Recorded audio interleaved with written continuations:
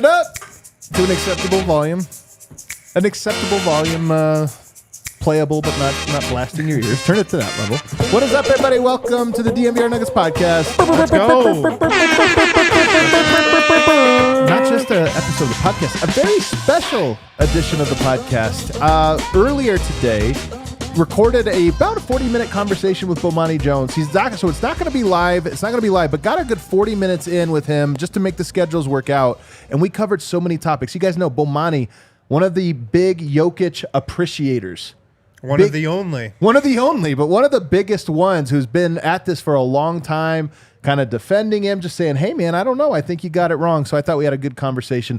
Later on in the show, we're going to talk about some other stuff, including, yes, we all know, Chris Mannix had a take heard around the world. And today's story is really reacting to Chris Mannix's take. I don't know if you guys noticed that. It's like the top story on the internet today. We're going to talk about that and also an all-time video with the Jokic brothers. Right here with me to talk about those things later in the show, I got Brendan Vogt. Happy to be here. Not a lot for me to do in this pod, but that's okay. I'm like Jokic coming down off the cross. You know what I mean? Come off the cross, man. I'm just hanging out. Bomani's got us. Get rid of hell. And then over here, we got the man with the wind in his hair, Harrison Wind. Stick around for after Bomani when I tear down Chris Mannix. I can't wait for that. Like I said, guys, we had a 40-minute conversation. It was great. Yeah, I had somebody connect us, Bomani to us. And as part of the preparation, I had sent him the documentary. It's just this thing of like, here's some stuff we've done or whatever. The Serbian documentary, of course, 100 Invisible Threads. You can check it out online. And to my surprise, when he showed up this morning to do the Zoom call, he's like, oh, yeah, I watched it, had notes, had thoughts. And I was just like, man, that's classic Bomani. He watches the Nuggets, so he has takes about them, so he's informed. Right. Before he talks with you, he watches the Serbia documentary, so he knows what he's going into. I mean, hats off to Bomani, just a prepared media person in a landscape of unprepared media people. So without further ado, let's get to it. This is Bomani Jones on Jokic, Denver, and the Nuggets.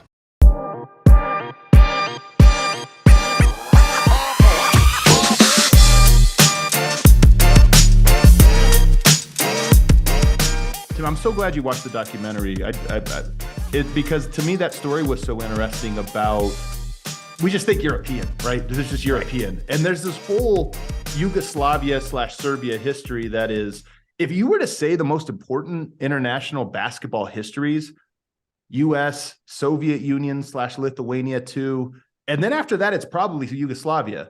And so the fact that he's this obscure European is actually kind of incorrect. He actually comes from a very important tradition of basketball tradition. And has a very Yugoslav game. Like the Eastern European game, even if you take it to like Sharunas, Marcelonas, I think these are Lithuania, right? Right. It's, for lack of a better term, it is more reminiscent of the African-American style of basketball than you get. You know, there's like, I was watching a video the other day of Jokic, and that, taking people behind your back and the no-look passes, like the flair that's there, you don't get that from the Western European players nearly as much. There's a whole wing of dudes, but like I think about that Hazonia dude, right? Like it's just like, oh, you look very familiar, son. Right. And it's because you look a lot like that. You like I said, Yugoslav ball is just a whole different ball. It has a culture and tradition, and I hadn't thought about it really in an aesthetic sense,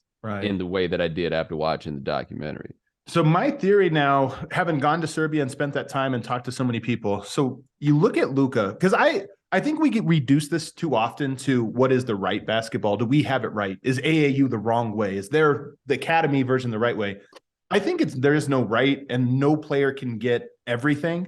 But Luka grows up in the Yugoslav tradition or Serbian tradition. His father's Serbian. He goes to Spain, which has a different tradition. He goes to Real Madrid, a very good tradition. And he gets a little bit of that, and then he comes to the U.S. And I actually think he is a confluence of three cultures of basketball. And that's part of what makes him so unique. He's less Serbian than Jokic is, in terms of how he plays. He's more American, but he's not fully. He's this blend. And then lastly, Bo, one thing I always say that's interesting, I'm curious what you think of this. I think losing Kobe Bryant, of all the things we lost, I think he would have bridged the gap between the influx of new European players and the sort of pushback or the reluctance to accept because he had that background in him. And he just seemed to have this appreciation for it in a way that I don't know that every American player necessarily does. Yeah, I think that in terms of is there a better way to do it? I do think there's something to consider with Europeans. And I think this happens in different ways in the States. Like, it's worth noting when you talk about the places that are quote unquote basketball states in America, they got like all white people, right? It's like Kansas, Iowa, but you look at Iowa, and Iowa produced players, right? So you think about like Kirk Hinrich and Nick Collison at the same time at Kansas. Those are two legitimate NBA players who had like double-digit year careers, and they're both from Iowa, right? My theory on that is you can't jump to the assumptions about these guys if everybody there is white. Like if you're watching the NFL and the super fast white guys, like the Cooper Cup types or whatever, they all tend to come from these middle of nowhere places with nothing but white people because there's nobody to tell you that you're not fast, nobody to tell you that you're not this, right? And so what I feel like we get out of European players, and Jokic is a great example, Americans were very quick to focus on, I think, their perceptions of what he could not do. And that, I think, to the detriment of considering simply what he could do. Right. You know, so even if you take a player like Zach Randolph, who is the athletic comp to Jokic, Jokic is a lot bigger than him. But, you know, Zach Randolph can't jump. Zach Randolph couldn't do all of those things. But people didn't have as hard a time buying into the idea that Zach Randolph could be a good basketball player in spite of those things. But he still only got drafted like in the 20s because he didn't have the athleticism that you think of as needing at the top. I think somebody like Luka, who is athletic but not vertically athletic, which I think is also fair to say about Jokic, right? They're athletic but not vertically athletic. But if you have led yourself to believe that you have to be an athlete in a somewhat narrow way, then you're going to miss out on guys who have figured out ways to do these other things. Like Larry Bird always said, the most overrated skill in basketball is jumping. And there is a real argument to that. He was quick, right? Like it was still a very fast twitch game that Bird had. It just wasn't a vertical game. And the vertical game could be cool to watch. And you don't need so many people who can do that. But if you lock in on what guys can do, and that seems to be, to me, the difference between the systems overseas versus the systems in America, is also probably not different than what people say about the system with soccer, that Americans are way too fascinated with athleticism and not enough about whether you can actually play the game. Right. I think there's something to it. The other thing I think about with regards to this is how much do you think the game of basketball has already been discovered, and how much do you think is left to be discovered? Because I think a lot of analysis comes down to, well, we need to find the next mold of an established thing. And Jokic is obviously such a different mold. And so that's why you write him off as, you need a rim. You just need Clint Capella, roll to the rim, block a shot. That's the mold. And when something different comes along, and so for me, I look at it and I go, Steph Curry is the one that opened my eyes to this. I thought I knew basketball. We had discovered it all and we know about it. Then Steph Curry comes around and you go, wow, we actually don't know anything about it. There's a whole new paradigm. I think Jokic is very much in that mold where it's, wow, you can win a completely different way than we imagined. And not just win, but it opens up new possibilities for what the game can be. And being really good at passing, you can do that from anywhere. Because I feel like passing there's a couple levels to passing to me. One is the vision part of it. And the other part is core strength. And I don't think that people talk nearly enough about like, you know, like think about this for a second. When Kevin Love hit the league and our big thing was, whoa, he outlet passes like Wes Unseld. Should we really have had to go back 30 years to get an example? Right. And the only one I can think of in between that I really thought of and just jumping out as outlet passes are guys like Oliver Miller and Otis Thorpe. Like, this doesn't seem like something that would be that difficult to do unless you got to be really, really strong to pump the ball that far, that fast, with the touch that's required, you know, and everything that comes with it. And I think Jokic doing, you know, getting a rebound with one hand, coming down, never bringing the ball to the second half and then throwing it down there. Like, that's an athletic skill. Those are skills that can be fortified. Yeah. Those are skills that can be worked on. And as much as the game moves toward these three-point shots in the end, we see this with the postseason. I think it's a big thing with like the high variance level of play you see from Boston. When it gets to the end of the year, man, you just got to be able to go down there and get buckets, get easy buckets, get close buckets.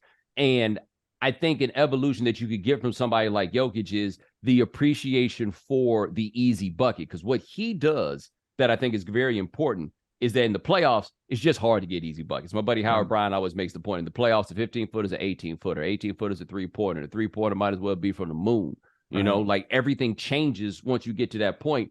And now you've got a dude whose big job is, or what he does more than anything else, is make sure everybody gets good shots. And not in a, like, your Chris Paul and John Stockton type guys are too small. Because at some point you make them take the shot and then they just can't do it. It's not the case with this big giant dude that's out here. And so maybe that becomes, you know, sort of the level of exploration where the ball movement doesn't have to come from around, right? Or the idea that as a big man, like, you don't have to be what Big Vic from France appears to be as a ball handler, which is just mind-boggling. I can't believe that a 7'4" dude is doing stuff like that. But if you can get the ball off the glass and just capably get it up the floor and push the action and get into the shot clock faster and all of that stuff, that's really all you need to be able to do. Right.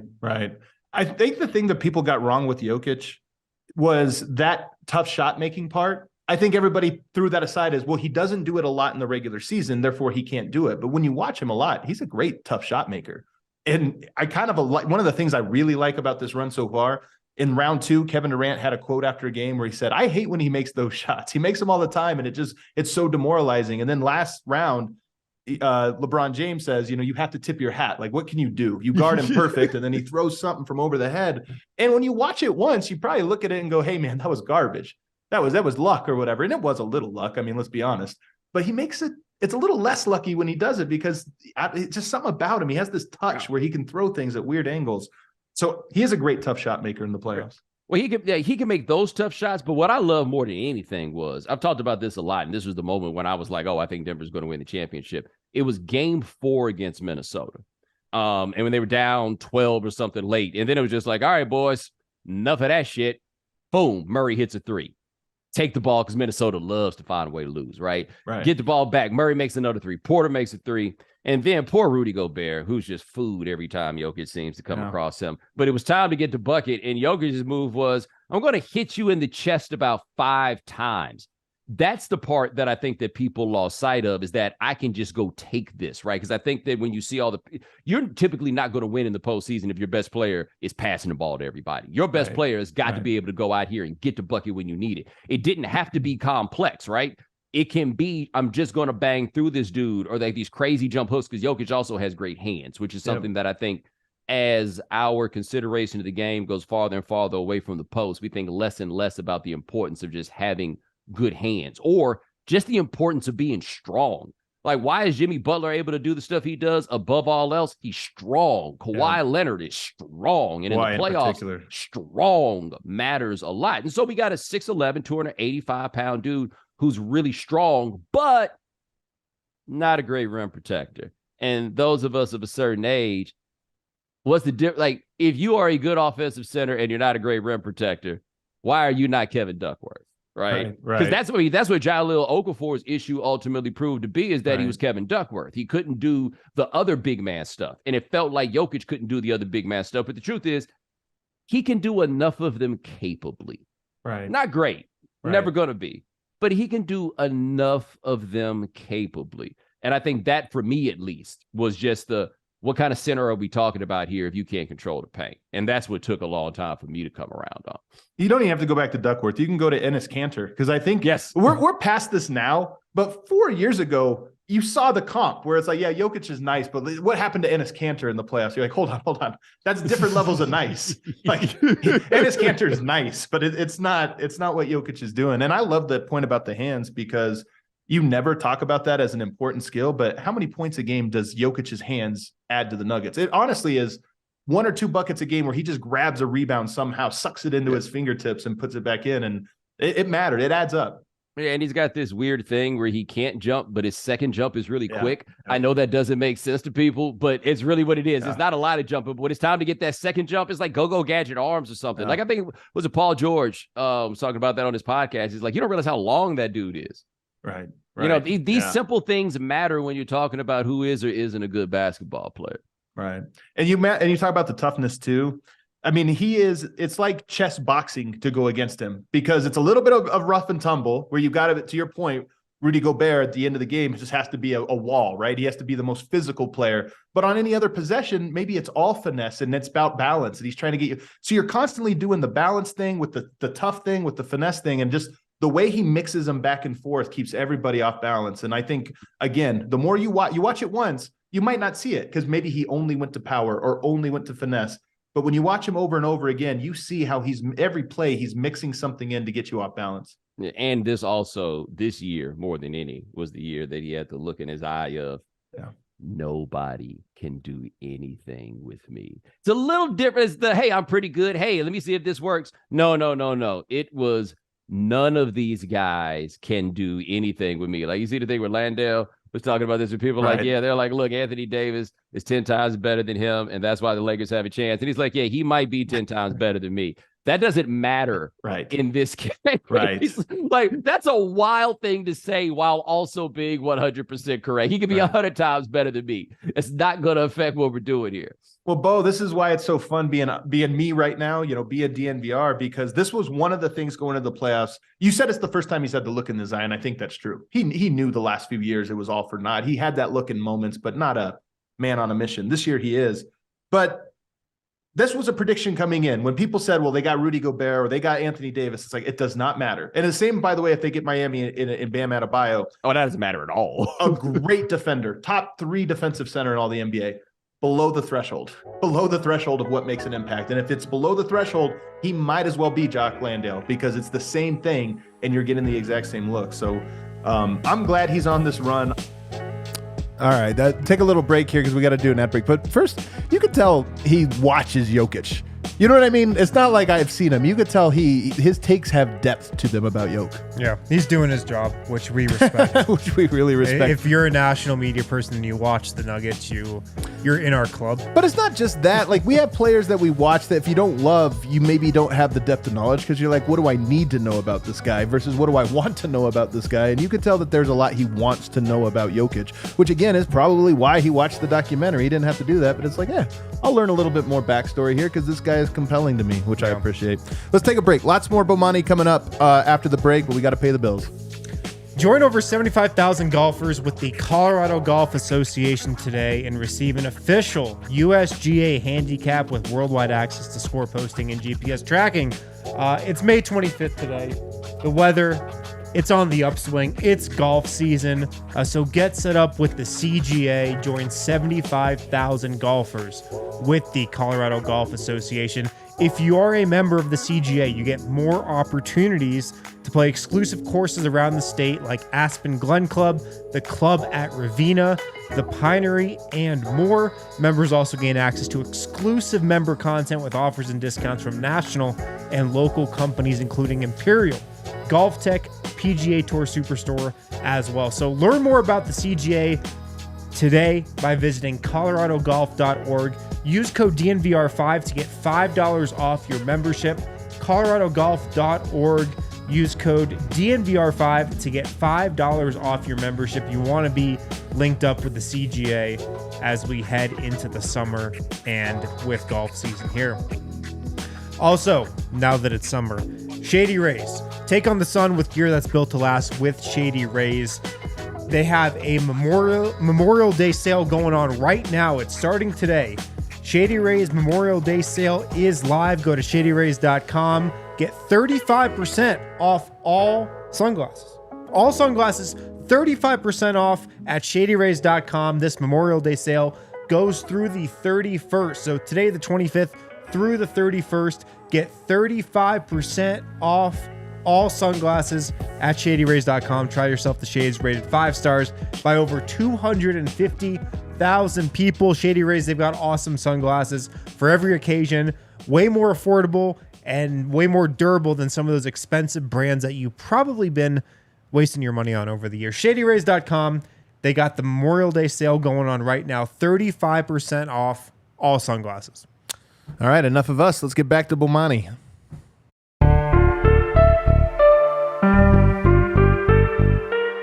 I want to rewind it though. We got conversational right off the bat here, which I love. But I want to get your opinion about the Denver Nuggets.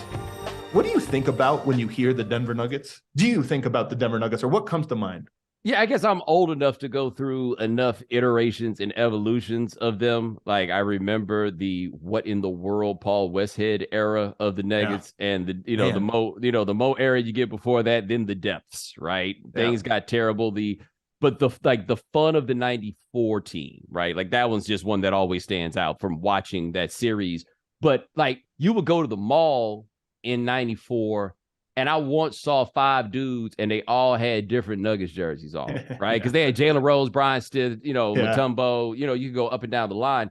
And so it's always been this up-down thing with them. But the thing I think people always have to remember is because of that built-in home court advantage of playing at altitude, the Nuggets are always fun because the Nuggets were always fast. Like that was always going to be the game plan and the move for them. Then you get to the Carmelo era, which, I mean, I contend and will always contend the problem was probably George Karl far more than it was ever Carmelo. It is, though, that being said, fascinating that the best year of that run was the year that Carmelo only scored 22 points a game because they got Chauncey Billups and finally had a grown-up in place. Now, granted, that was one of the most what are you doing teams that I could ever recall in the history of mankind. It was like JR, Kenyon Martin. It was a whole lot of fellas. Birdman. Yeah. Oh, Birdman was on that team, too. I forgot. Like, fellas, what are we doing here? But I've made the point that this is the first time in my life that the Nuggets have been a legitimate championship contender, which is true. But I nor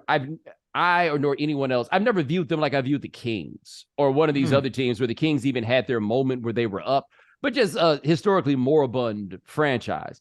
The Nuggets never really had that feel. Right. The thing about the Nuggets for me that nobody ever brings up, and so I think I'm wrong about this, is they, to me, are a quintessential ABA team. Even their name, Nuggets, is probably the dumbest name in all of sports, but I love it because it's so dumb. And you think about like the semi-pro movie. To me, that's the Nuggets just evolved into the NBA version. They were that. And their stories, hilarious stories of some of the stuff they used to do to get people in the building and all the different things. So to me, they're a quintessential ABA team that has just gone all this time. I mean, they're basically almost an original NBA team and have gone all this time with no success. So they're almost a lovable loser, but also like they tether the NBA back to those old roots, in my mind, at least. Yeah, I think that's fair. And I think a wild thing about the ABA that gets lost is the Spurs are the only of the ABA teams to have won a championship even to this day. Like the Nuggets will be the last of them to make the finals, but the Pacers only made the finals once. Right. The Nets literally needed the worst Eastern Conference ever to make those 2 trips to the finals. Like it's a really interesting look at how important being entrenched in something actually is. Like, look at what it took for the Spurs to do it. They had to win 2 once-in-a-lifetime lotteries, to build it into what they had. But I think the ABA point is good, especially like when you consider that, I mean, pre-Jokic at least, the best player in the history of this franchise is probably still David Thompson, which is probably as ABA a name as anybody could come up with. I lived in North Carolina for 10 years, so David Thompson is like a god that has an aura and halo around him. But from this very particular era of basketball, that's in line with what I talked about stylistically about them. That was fast, fun basketball. And the Nuggets have always, even when they weren't that good at it, the game had always been fast, fun basketball. I love that you brought up DT because whenever, Alex English is the top scorer or was the top scorer for a long time. He carried the 80s and this or that. But whenever I talk to the old timers about the Nuggets, it's always David Thompson. They liked Fat Lever. They liked Alex English. They liked Mutombo or whatever, but it's always a story. I saw David Thompson on a Thursday here, and he did this, whatever. And that's where the eyes light up. So he is, I think, like you said, a quintessential ABA player who brings that nostalgia out. What about the city of Denver? You're good at working out a city. What do you think of when you think of Denver? So interestingly, I have only been to Denver once. I came to Denver 5 years ago to see Stevie at Red Rocks. It was a combination of a whole lot of things that I wanted to get all together at one time. And so I got there. So Denver, and I spent most of the time that I was there in downtown Denver. And it was interesting because it was probably a little smaller than I had envisioned in my head. Like I got this theory about America is my theory of dots. Every state got a dot. So every state has some city that we've all heard of, and we come up with what it is in our minds because, it has a dot. But I'm from the South. Like, Birmingham has the dot. Right. Okay, Jackson has the dot. It does. Little Rock. None of those places are as big as you think they are, no matter how small you happen to think they are off the top, if all you know about them is that they have the dot, right? Denver was interesting to me, and I guess in the parts of town that I was in, because it had kind of that bohemian feeling that I think that people would assume of a place where people smoke that much weed, right? And it's the whole kind of westernness altitude sort of thing of it. But I found it to be more urban than I would have thought that it was, just because the association with it is just of mountains. And so if you're not from mountain places, reconciling the idea of being urbane and mountainous at the same time is kind of difficult. But it's an interesting place, I think, for the American consciousness, because we're all aware of it. And it's kind of like there are 4 major league teams there because it's kind of the center for this whole geographic sort of area, but doesn't have that much as terms of cultural exports that I can think of. And so people don't really have that thing that they could point to. Then the weed thing happened, and all of a sudden everybody felt like they could bomb. They're like, oh, yeah, Denver, that's my shit. I think when I think of Denver, along these same lines that you're talking about, to me, it embodies the spirit of the West, which is if you were, on the East Coast back 200 years ago, you want to go west to get away from the rat race and away from that and to stake out your own claim, but you're not necessarily looking for fame. And I think Denver has evolved into that. So the idea of not having a lot of cultural exports, I wonder if it's rooted in that idea of, at its core, it wasn't trying to export culture. It was trying to go away from culture. And now it's this like oasis where it's obviously a city and things have changed. But I do wonder if there's a little bit of there. And I brought it up because, Michael Malone right now is playing this underdog, nobody talks about his card. And he is banging that drum very loudly, and he is not wrong about it. And people, I think, are a little bit annoyed about it. But at the same time, I wonder how much of that is we're complaining about the thing that is who we are. We are here for a reason, and Denver is just never going to get that look. And we can pretend, why does nobody pay attention to us? It's actually a feature, not a bug. Yeah, so I agree with you that Malone has a point. And I think that we could even go farther on Malone having a point, kind of push back slightly against the point that you made, which was America sure as hell knew who John Elway was, right? Some things do sneak out of there, right? A few things got to tiptoe out. But with the Nuggets, I can't think of a team that was basically wire to wire number 1 in a conference, and people were coming up with reasons that the number 7 team with its perhaps best player on one foot was going to beat them. Like, I do think it took a lot for people to believe in what this team was, but I also think that's truly a function of people not watching them play. And that the whole thing about the mountain time zone kind of being a vortex, there's something to it, right? Like, just to the very idea. So if you think about this, particularly with basketball, and I think that it's important to talk about it with basketball because the time zone part doesn't matter with football. The schedule is all done at East Coast friendly times. It doesn't come up. It really only comes up with basketball. Now, when you start talking about basketball to the West, you're talking really about the Lakers. That's about it. The Suns had their different runs where they mattered and they were near the top of the league, the Barkley years, the 7 seconds or less, or all that stuff.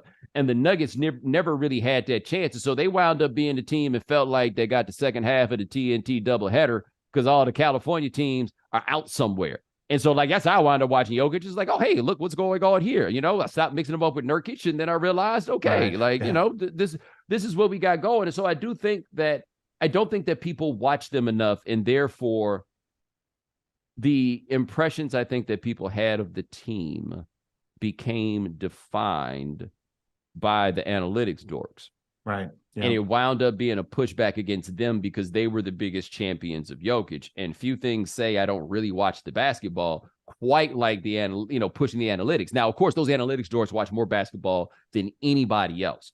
Right. But I think part of that, because people lean so hard on the advanced numbers, people skipped over the simple, obvious stuff.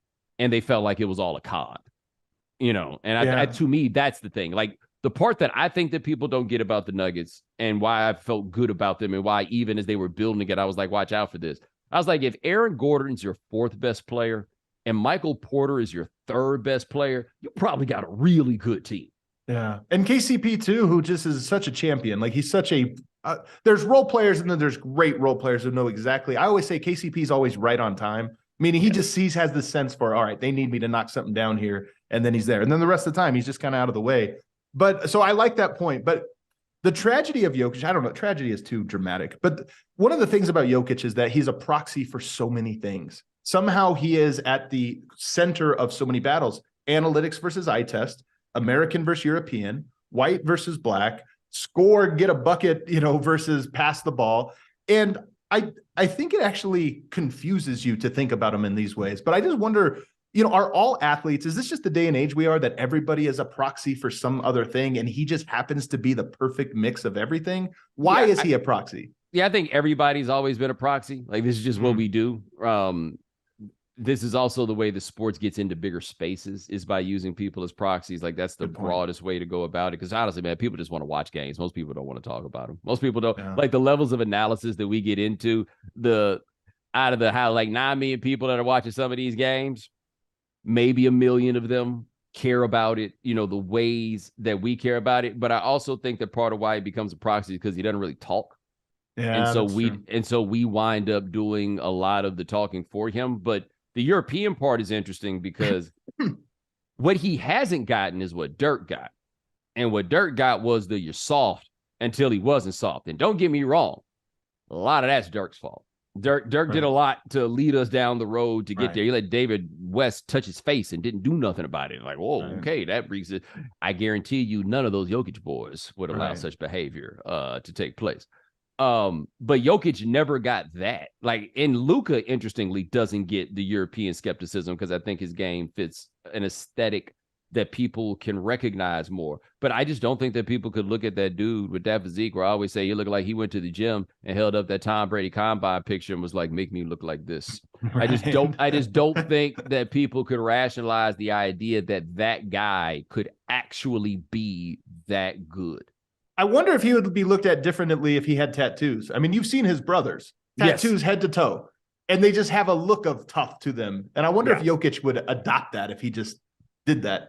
Yeah, the problem is you can't be flabby with them tattoos them boys got. You know what I mean? Like, you got a hold of your perfect attendance at the gym before they even think about giving you those tattoos, unless you're gonna be like the Canadian earthquake in wrestling. Like, that's the only way you can kind of pull that off while still being a little flabby. No. I do think, though, like in today's day and age, I had this conversation with somebody the other day, but if I were to say CrossFit, is that liberal or conservative? It's conservative. If you like walked in, if I told you there was like a thin blue line flag hanging up in a CrossFit gym, you'd be like, yeah, that makes sense. It's there. Yeah. But at the end of the day, it's just exercising. It's not one of these things, but we associate it. And so that's why I wonder if Jokic, for whatever reason, because you're right, he doesn't talk, but has been filtered into this. We know exactly what he is and about, and it actually doesn't make sense, but it makes sense in our mind for some reason. I tell you this, though, I wish he could do one thing to mess people's heads up. Like, I don't know if it was like this back when this gentleman played in Denver, but have you ever seen Nurkic in his own clothes? In his own clothes? What do you mean? Like in his like Bosnian clothes? No. I mean, I went to Summer League last year and I look over and it's this 6'9" dude in a Gucci sweatsuit and all that. Yeah. And I'm like, and I get closer and I'm like, wait a minute, is that Yusuf Nurkic? Like he looks like he isn't quite all the way to the Tyler Hero portion of it, but it is definitely clear that he has taken on the aesthetic of his new cohort.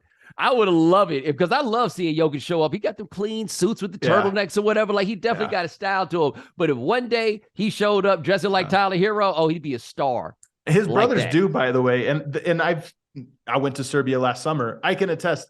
The tracksuit, the matching color tracksuit, is very popular. Very popular. I can see Wife beater, tracksuit, gold chain. That's the look. Eastern Europe, boy. I can take you to the far reaches of Brooklyn. That's where they at. Exactly. I want to talk about Carmelo Anthony here. Actually, there's one thing I was going to get before Jokic real quick. Is there something you wish you could know about Jokic? Because you said he's very private. Is there anything you ever wonder and you're like, I would love to know this about him? I just always want to know what it's like to be a European player learning about America through the prism of the NBA. Right. Like for that to be your normal is just I'm always fascinated by this. I would just love like his moments where he looked up and realized, oh, this is a little different. I think this is why he doesn't talk very much, to be honest with you. And there was a great quote you might have missed. Maybe it was 6 months ago. Steven Adams was being interviewed about his relationship with Jokic. And he said, don't you know? All of us foreign players get together and just talk shit about the American players. And he was just so candid and honest. And by the way, that's a two-way street, I think. a little. Oh, yeah. But I just thought it was so refreshing to be like, all right, yeah, I thought. Look, I'm just glad he called him American. That's all. I could have got a little dicey, right? I'm just glad. But at the same time, man, if it's 3 black people in an office of 40 white people, what you think's happening at 5:01 to get together to talk about the white folks? My take about Jokic is that he's never joking and never lying. And we always laugh because it's so absurd. But I think when he's asked some of these culture questions, and he'll reflect back, absurd answer, it's him being serious about, why are you guys asking me what I think about something besides that? Like, I don't know what I think about that. Why do you care? And he's being genuine, I think, in just I don't know how else to answer that. Bomani's the best, man. I love the way the point about his take on experience America through fame and as a player. Yeah. I mean, honestly, I don't think I've ever heard him reflect on that. Nikola, that is. The only time I can think of is when he's kind of referred to the media cycle and the whole song and dance routine of playing a game and then talking to the media. He's kind of referred to that as a circus. Yeah. That's the only time I feel like we've really gotten his actual feelings on that. But is that America or is that media in America that's a circus? I think that's just the NBA to him. Right. He also said something about the NBA once where he was talking about how guys get injured and then just the next guy up. And it's just like the show must go on. Right. He said that maybe. By the way, watching EuroLeague Final Four, they play 10 guys and they play. It really is like I kept asking like, who are the starters? And like, I don't know who it is tonight, but it doesn't matter. So I think he has this sense of the NBA as this kind of circus conveyor belt thing where the show just goes on no matter what. I also think if you asked him to reflect on these things in English, he would find it frustrating. And it's specific. I'll go quick on this. It's not that he hasn't learned how to speak English. It's that my limited understanding is that being from Sombor, so much of the talk is in expressions and proverbs and sentiments that I don't think translate directly through English. And that's how you would reflect on something like this. And so I think it's why you see him sort of get frustrated and essentially not do it when we try to ask questions that are of this nature. And I don't know this. I mean, this would be honestly, that exact thread would be so interesting to pull on from Jokic. And I don't know that he would be willing to open up that much about it, to be honest with you. I don't think he enjoys sharing those types of things. Right. But that's not even like in a scrum one question. That's like, you got to sit down and talk back and forth to a guy for 20 minutes to really get, how he feels about the culture or whatever. But that's the thing, is that he experiences it 2 ways. One, as a public figure, because his experience in America is different than everyone else's. He's insanely famous and stands out because he's 7 feet tall. But I do wonder just a little bit about, we go to another culture for 1 week and there's some part of it where you're just curious and immersed and you want to ask questions or this or that. He's been here for so long, and I just wonder how curious he is about American culture, or how much he's like, I'm just in a place and I don't care about any of it. I think it's that one. I think it's on a scale, and I do think it's closer. I don't think he's that curious at all. I think he thinks what we do over here is crazy. Yeah. And he thinks how we talk about the NBA and just how our culture is wired. Well, that's media though, again, but yes. But no, how that extends to all walks of life. I think he just thinks it's insane. Yeah. And he doesn't want much to do with it. Yeah, I think you're right. I think he's made up his mind on that. Yeah. And that's fine. I agree. I do wish he had horses in a stable and all that stuff. But you're right. Yeah. As much as you love horses, those are for back home. All right, let's take a break. On the other side, a little bit more Bomani. We do talk about Carmelo. We keep talking about the Nuggets, though, in general, because he had some great stuff on that front as well. Volo Sports is the largest social sports company in the entire country. We're playing in a league, Cherry Creek Bowling, Monday nights. If you don't have a team, you can sign up with the Volo Pass. It's a monthly membership program that gives unlimited access to sports events and social activities every night. Unlimited pickup, drop-ins, and tournaments. You can be, some teams trade deadline acquisition. $20 a month, minimum 3-month membership, or $200 per year. There's also a beta version available for $10 a month for 3 months. Volo has leagues throughout the entire city, including Lodo, Rhino, Uptown City Park, Highlands, Sloan's Lake, Cherry Creek, DU, Englewood, Arvada, Aurora, Northfield. Wherever you live, you can get in with Volo. If you did not sign up for the May leagues, get your Volo Pass now. Start playing leagues as a free agent today. Sign up, play tonight. Make sure to use code DNVR10 for $10 off at www.volosports.com/DNVR, volosports.com. patreon.com/DNVR. At Illegal Pete's, it is patio season. This episode of the DNVR Nuggets podcast brought to you by Illegal Pete's. Spring is here. That means patio beers are here as well. Kick off the spring season with a house beer bucket for you and your whole crew. With that house beer bucket, you get 5 refreshing 16-ounce beers for $15. Doesn't get much better than that. Come soak up the sun with a loaded burrito and a crisp beer at the patio of any Illegal Pete's location. The 2 Illegal Pete's I go to most often, Colfax and then South Broadway. Great patios on both of them. Great patios. Illegal Pete's, your go-to spot for burritos, buddies, and beer as it starts hailing outside. It's so dark outside, so ominous. You would think it's 9 o'clock at night. More Bomani, guys. Give us a like as we get to this third and final segment with Bomani, but here he is.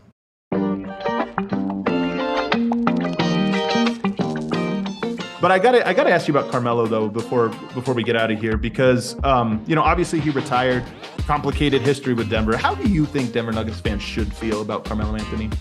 I think did they get like 25 games better the second he showed up? Yeah. I mean, 2003 was the darkest of dark days, and then he arrived, and it was a whole new era. No, he's a guy that resuscitated the relevance of the franchise. I think the problem for Melo, in sum total, and this is not just about Denver, this applies to a degree in New York.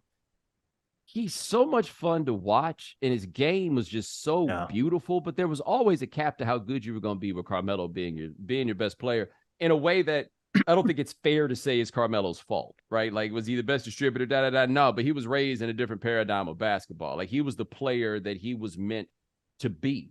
And so for me, as somebody from, outside of Denver, he was the reason to pay attention to that team. Like, to me, the idea that they gave his number to anybody, let alone, look, when they gave it to him, they gave it to a second round pick. Right. That was ridiculous. Like, that's not something that Michael Vick got caught fighting dogs in Atlanta and they wouldn't give nobody number 7. Like, like this isn't something that you should have done. So I know on the way out, it got bad, but from my understanding of it, it had so little to do with Denver and very, very little really to do with the Nuggets. And what you did have that people lose sight of is one of the best negotiators on planet Earth in Masai Ujiri. And on the other side, Jim Dolan. Yeah, right. Now, let me explain something to you real fast about Masai. I met Masai one time.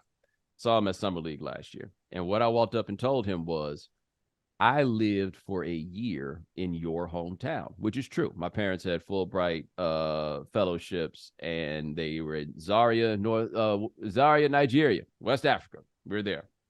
Okay. My mother has a PhD in economics. And there's a very bizarre element of the economy there. BAZAAR, bizarre. Right. Trading economy there. There's just a lot of unnamed prices, just negotiation. And they were wearing my mama out. She's a very, very sweet lady. They was wearing her out.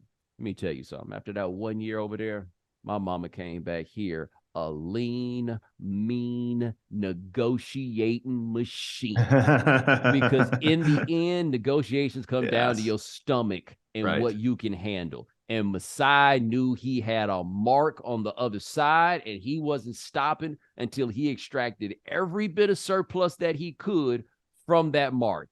And who gets the blame for it? Melo. Right. Like that's just always been my outlook on it. It was a lifestyle change that he seemed to want at the time. And I do know that people in smaller places tend to be kind of resentful when these things come up. It felt a little dishonest at the time because Carmelo kept referring to New York as his birthplace, like he did. Right. Tattooed on his arm. It got weird in those ways. But I think that if the Nuggets were my team, that's a no-brainer. We retire your jersey and we remember you fondly sort of situation. But I think very often you got to have something that allows like some inflection point for the thaw. It took forever with Vince Carter in Toronto. And then one day they did a video tribute or whatever, and he got the standing ovation. And then it's like, oh, wow, the importance of Vince Carter really got through. It's kind of sad now that for the Nuggets, it's kind of a little too late. Like, you think? I feel like once Melo was just a dude in the NBA. Right, yeah. And look, with Portland, it could have been a hey surprise And then we just do this, and then he gets choked up because he didn't see it coming. And then the fans also get choked up because they hadn't seen it like that. And they'd have been like, damn, you know what? Those Melo years were actually pretty cool. Man, I'm curious about that. First of all, they gave the number to Anthony Randolph first. Jokic is the second guy. So they were quick. Anybody want 15? Anybody want it? It's open if anybody wants it. But so there was that. But here's another perspective on it. You kind of touched on it, but 2010 is the start of player empowerment. It's the start. It's the decision. It's the start. And Melo was the second guy. And I think it was a raw deal for Denver, and that we're 13 years into this. Nobody's forced to trade to Denver. And I don't think that's changing in the next 15 years.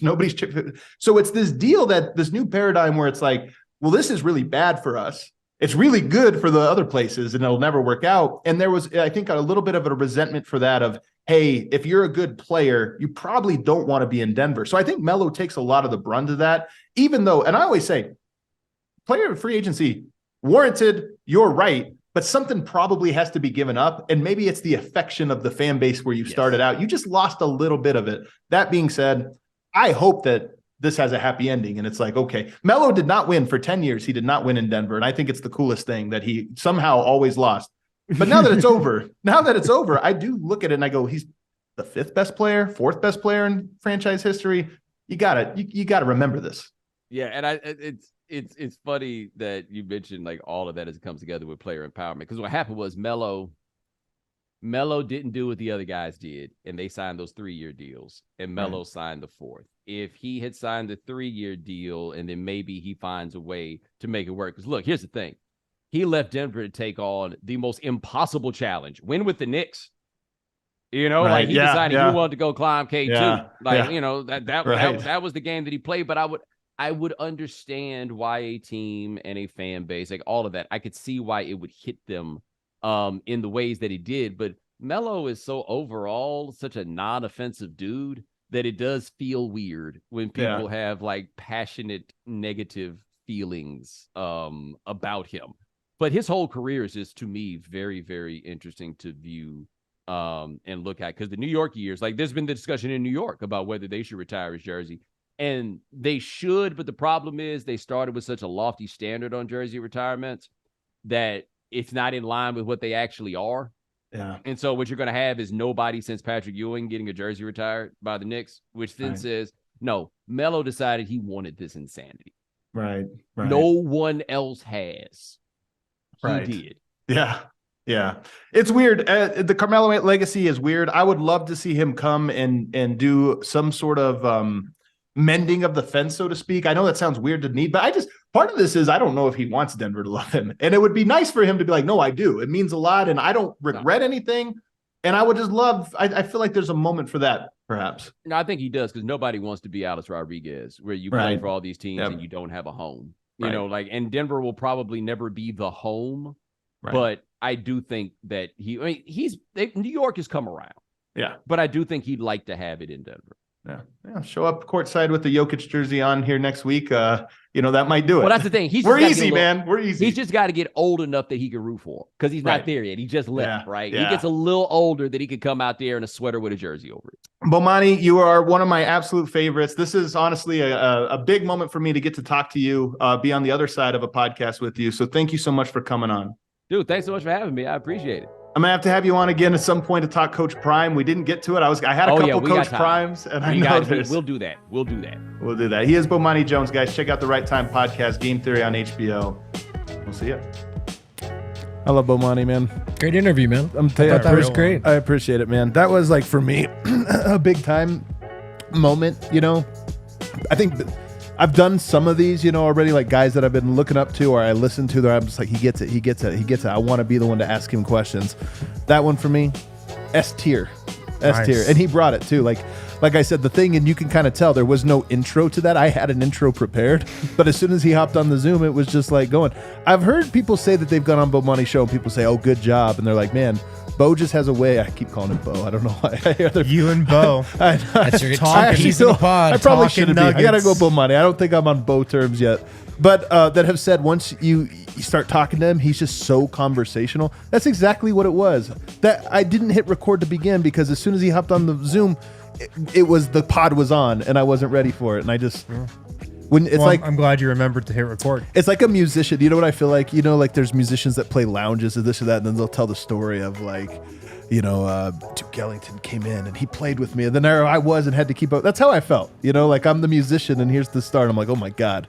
Well, it's always cool when someone's interested in the subject matter, and that sounds like such a given, like it would be the base layer of what we're doing here, but sometimes you can tell when an answer feels like someone is completing a homework assignment, right? Versus they're there because they want to talk. So that was awesome, man. I think Bomani's always shows an interest in whatever the topic at hand is, a deep interest, and you can tell he knows Jokic and knows the Nuggets, and that's really all Nuggets fans are asking for. It's not, you know, you don't. I said we're easy, man. Yeah. It's not like he made his show about the Nuggets. Right. He just sometimes talks about them, and wouldn't you know it, the show's still there. Well, I'll say this. This is my thing with Bomani, and I wanted to bring it up on the show, but again, just ran out of time. But this idea Coach that Prime?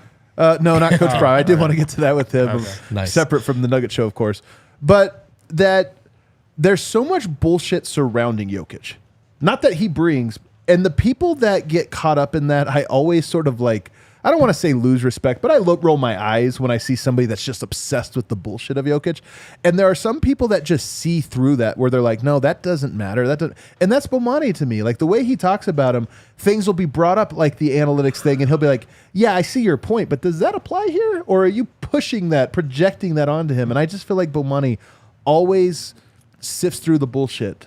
On not just the Jokic topic, but on almost all topics, if not all topics, to where he gets at the heart of what's actually important. And I'm not surprised that he likes Jokic.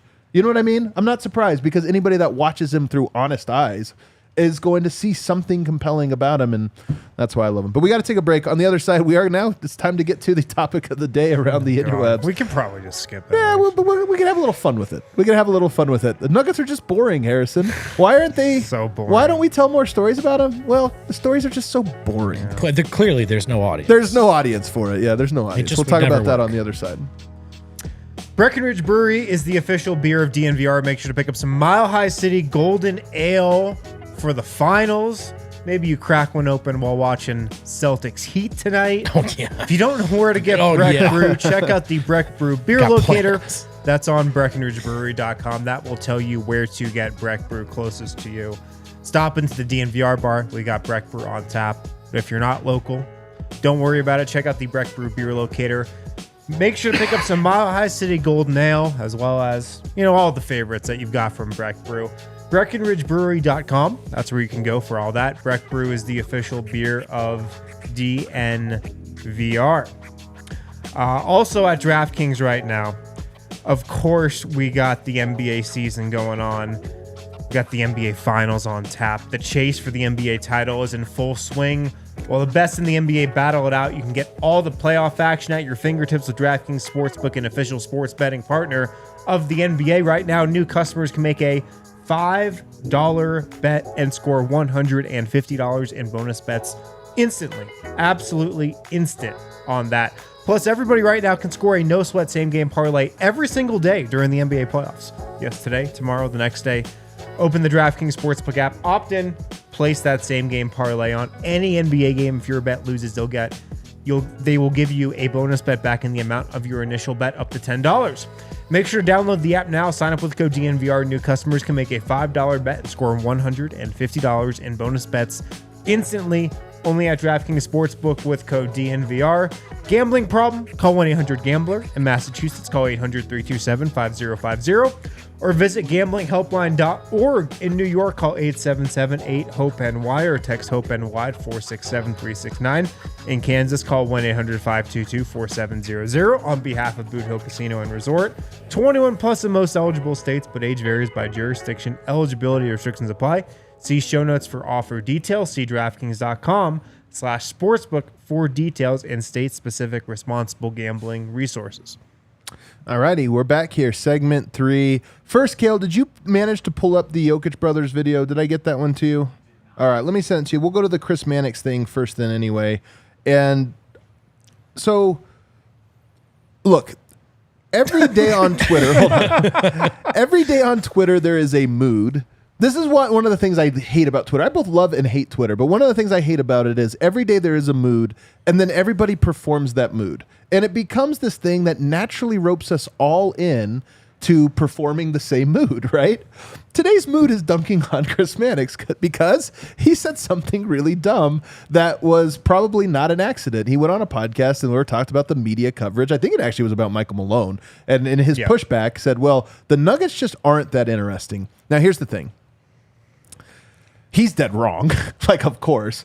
But again, there's nothing we like more as a mob than when somebody is dead wrong, because we get to come out with all of our torches and like, hey, let's string them up. Nonetheless, let's string them up for a bit. Yeah, I couldn't tell where he was going with this for a bit. Well, I'm just saying there was like a performative nature to this of like, you know, I got wrapped up in it too. But but at the same time, man, he brought it on himself because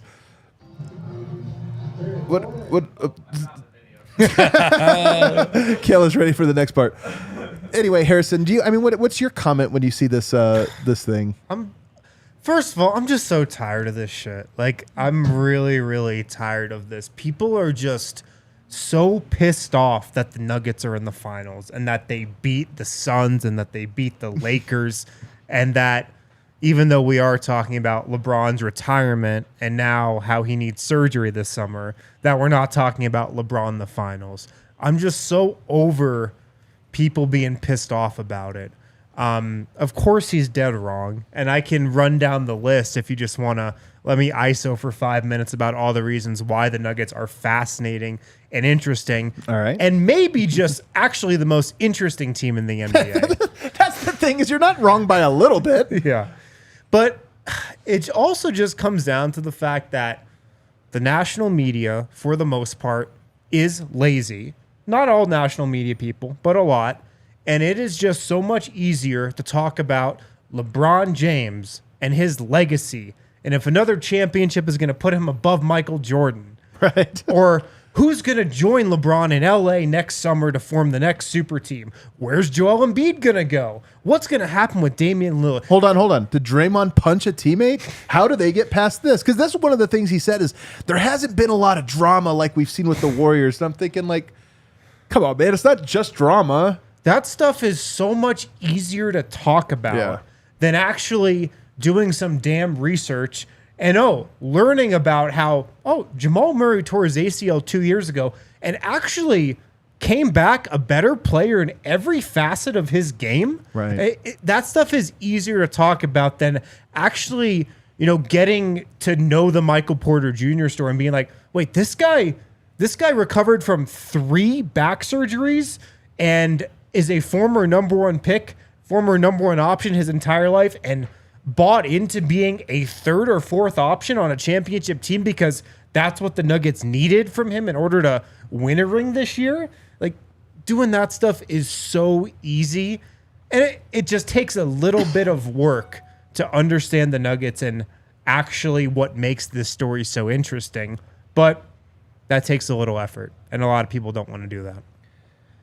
There's my spiel. I could keep going too. I'm happy to follow that. Let me see if I have some heat here. No, my biggest thing was just that he was wrong, and that it's not the Nuggets reaction today, Nuggets fans reaction, right? That kind of thing. It's not unsolicited, and this wasn't a private opinion. This wasn't he got on a show, he said it into a mic, and he doubled down on it, and he's wrong. Right. I've been wrong plenty of times before. People let me know. It's part of the gig. And look, I get that it can sound annoying, and we're probably reaching whatever the threshold here is of, like, we've all got our pitchforks out. But listen, man, it's the gaslighting. It's one thing to ignore Denver. It's another thing to get in a mic and say either A, it's not happening, or B, I have a good reason for why it's not happening, and you all need to stop whining. Yeah. No, you don't. You want people to. So last point for me, I know there's an irony to we all get mad that they don't cover the Nuggets, and then when they speak about the Nuggets, we hate what they have to say. But I still like that. I don't think people even want their coverage. They just want to hold them accountable and present the evidence to go, look, man, Malone isn't making this up. and you're contributing to it with these kinds of takes. It's a real thing, and you're wrong. That's why I loved Harrison's take was, he just gave Michael Malone bulletin board material. Yeah. I mean, here's the thing. Michael Malone loves playing that note that he's been playing so far. They're like, oh, you guys weren't on us earlier. Now you want. He loves playing that note. And then everyone clapped back at him with like, hey, what do you guys want? And we think you're good. And I think there was a moment of frustration for him where he's like, how do I play this without everybody getting mad at me? And I think you're right. Chris Mannix just gave him the pass. They're like, oh, no. We don't know how to talk about you. Enough ammunition for maybe not just the finals, but maybe for next season as well. So can we see the presser? Let's fast forward here. Yeah, I'm going to give my best Malone. I want to hear yours. He's going to be like, a lot of people are saying that we're a boring team. I've heard the media's want to tell us we're boring. We have a 2-time MVP, but I don't know how you could say that. But he's going to use the word compelling. Yeah, a lot of people say that's not a compelling storyline. I think it's a very compelling storyline. I want to hear Nikola Jokic, just passing Wilt again, boring. Yeah, I know that's boring. Yeah, it's boring. So let's skip to the next item. Do you got a Michael Malone here in a presser? Well, I know everyone in here is a little disappointed that it's not L.A. or Boston, but just something like that. Yeah, something I can't wait. Listen, I also love. I love. There was some big Boston media coming down from their ivory towers to let us know how the whole thing works today. I get it that there's a cycle of you only talk about one thing and that's the stuff that gets clicks. Your outlet will not go under one night if you write an article about the Nuggets. Your radio station will not go under one night if you write an article about the Nuggets. You can still cover the Celtics, you can still cover the Lakers, but when you get in front of a microphone and you say that a team that's never been to the finals is in the finals is not compelling, you're going to get dunked on. I think the thing is that the longer I'm in media, some of these guys consider themselves more journalists than they are media members or content creators. I'm probably more on the content creator side or podcast host, what you want to say. Nonetheless, obviously do some journalism at different times. It's a lot about having soft eyes where you're watching something and you can see what the interesting angle is. And that's the job. The job is the sport exists, it happens, and then the media members kind of look at it and say, what is interesting? So for him to sit back and say, there's nothing interesting, to me, it's like, no, you're just not doing the job. Have you ever sat in a lecture or something and you totally zoned out the entire time and somebody asks you what it's about and you're like, it was nothing. Should LeBron join the Warriors? Should he? I don't know. Well, but again, that's also just lazy. But what I'm saying is there's something to if you just watch this Nuggets team find the interesting story. They are there. It's your ability to find that story that makes you a good or bad. Your ability to find it and your ability to tell that story that makes you a good or bad journalist. So if anybody says there's just not a story here, it's like, look, go back. If you did that in class, imagine if you were assigned in journalism school, like, all right, you're going to write about the Denver Nuggets. And you came back to your teacher and was like, to be honest, man, there's just nothing there. I mean, I looked at them and they're just not a good story. Your teacher would be like, what the hell are you talking about? Go back and look. Go back and look again. Unacceptable answer. Yeah. Want a compelling story, you guys? You guys want a compelling story? First-time GM, getting the job question, last summer, making multiple moves to give Denver a championship-caliber defense and the Nuggets championship DNA. First of all, first-time GM who took the job in the middle of an offseason? Ex-player, by the way, and also a big man. Just like you think about the ex-player mold, it's almost always point guards, right? They go into coaching in front office. A big man coming to do this, but also Calvin Booth, very, very interesting person. Nobody's even talked about him. Think about it. He's an interesting guy, man. Calvin Booth is. Yeah. Nobody even does that. I'll tell you this. I went on CityCast. I'll be on the CityCast podcast tomorrow, and those guys are not ball watchers, like the people in there. Admittedly, they're trying to learn more about it. That's why they had me on. And they asked me for an underrated story, and I told them about Michael Porter and these 3 back surgeries. As I'm telling the story, their jaws are on the floor. And I'm not hamming this up. I'm just telling the facts about, now this guy had 3 back surgeries, and now he starts and does this role. So, yes, those are some great stories. Michael Malone, son of a coach, a kind of very well-known former coach who coached with the bad boy Pistons. Coach LeBron. Who everybody in Denver has wanted fired for the last 3 years. The 4th longest tenured coach in the NBA behind Greg Popovich, Eric freaking Spoelstra, and Steve Kerr, who has made all the right moves this playoffs and can become like a central figure in Denver after this playoff run. That's a pretty good story, I think. Think about how many years Jeff Green has played in the NBA and how many different players he's played with. And yet, he's in the NBA Finals right now with Jokic. Don't you think that guy has some perspective to be mined from some of these people? Aaron Gordon, bad stats or good stats, bad team, right. Empty calorie. He's not a winner. Right. All the years he was in Orlando. Hey, he's a winner now. Right. How about that? There's no shortage of stories. You just have to have, again, those soft eyes to be able to look at it. But to get out of here, you want one last good story. I was actually asking rhetorically, Win, but I'm glad that you asked it. You guys want a good story about the Nuggets? I do think we have super chats too. But we do have some super chats. Let's take a look at the immediate aftermath of Game 4. Nuggets beat the Lakers. Emotional win. Let's see first some behind the Nuggets scenes. history. Going to the finals for the first time. Do you have the volume? Finale, instalati maestro. Sì, poi sul finale. Daj po stesso. Daj po stesso, Dio. Daj po stesso, Dio. Nie byłem like wake up super bad Cisco.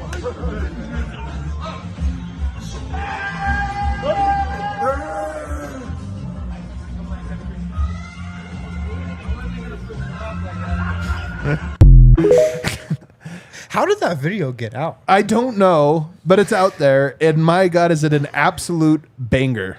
Is it not a banger of a video? First of all, Jokic working out, lifting weights in his uniform. After Game 4. After Game listening 4. to the Joker. Listening to the Joker. Come on, man. You got the brothers. First of all, that hug, that's the most painful hug I've ever seen. That is just a little sliver of what goes on every single day in the Jokic household. I just love that Jokic is bigger That's than just all. par His for the brothers are course. enormous, and he's somehow way bigger. And they grab him by the neck, shake him around You like can this just to hug see him, like the then physical slap his strain chest. that he's feeling. Like, Yeah. Then flips off the camera for some reason, inexplicable reason. I thought it was the coolest video. I also love the growl. It's the most like, it's like a lion's roar. yeah.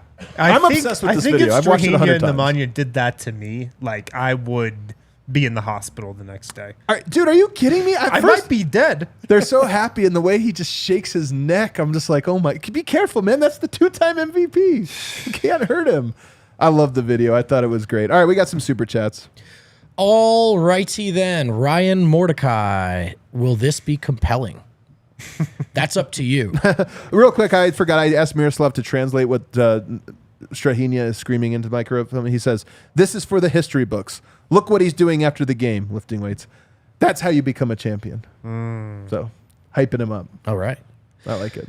Dylan McLeod, Nuggets Twitter has been so spicy since Game 3. I love it, and I'm here for all the pettiness. Got to get spicy, man.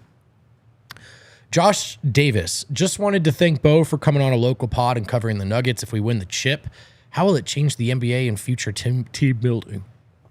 Well, you know, I don't think it will change it that much, but maybe a little bit. I think it'll change something. People want to win, man. People want to win championships, and I don't know that you're going to get the top players, but I think the bigger thing will be Bruce Brown goes out and gets some monster contract. I do think that would almost have a bigger impact than if the Nuggets win a title, just because there'll be another Bruce Brown going like, all right, I got 3 choices. This one over here just got Bruce paid. I'm going to go over there. I wonder if it inspires a little more patience in other sort of mid-to-market teams, larger mid-market teams. Yeah. Now it's a lot easier when Jokic is the guy, a la Tim Duncan. He just doesn't want to leave and all that. But patience was a big keyword here for what the Nuggets were able to do. Malone said it many times. I wonder if it just inspires more teams to stay the course. Maybe, yeah. Ryan Mordecai, definitely compelling. He followed up. Good. All right. That's hilarious. Christopher Bueller, do you know when they are announcing the most valuable Philadelphian? They seem to be late to announce the award. Is an NBA a lock this year? I thought they announced it already. Yeah, they already announced MVP. If that was a joke, then It was a joke. Okay. Yeah. I didn't know if he was saying he missed it. Do I have to read the name? No. Clarity. All Bruce right. Brown. Yeah. Dylan Malone when the Nuggets win. I know this is the least compelling championship to happen. Hey, the super chatters brought it today, guys. They did. The super chatters brought it. Listen, I know we have a hard time not complaining, and you know what? It's fun too. That's part of it. Yeah, but it is. just stick with us. more for us, right? The less they want to do it, that's why we exist. There is a market for it. We found it. There's an audience for it. It's you. Stick with us. We appreciate you. Guys, if you haven't been checking out thednvr.com, absolute bangers up on there right now. These two gentlemen have been writing some bangers lately. You're not going to want to miss it, so don't just watch the show. Read the content as well. Everybody hit the like button for us on the way out. Be back tomorrow. D-Line will be with us again tomorrow. He'll be back. We'll see you guys tomorrow.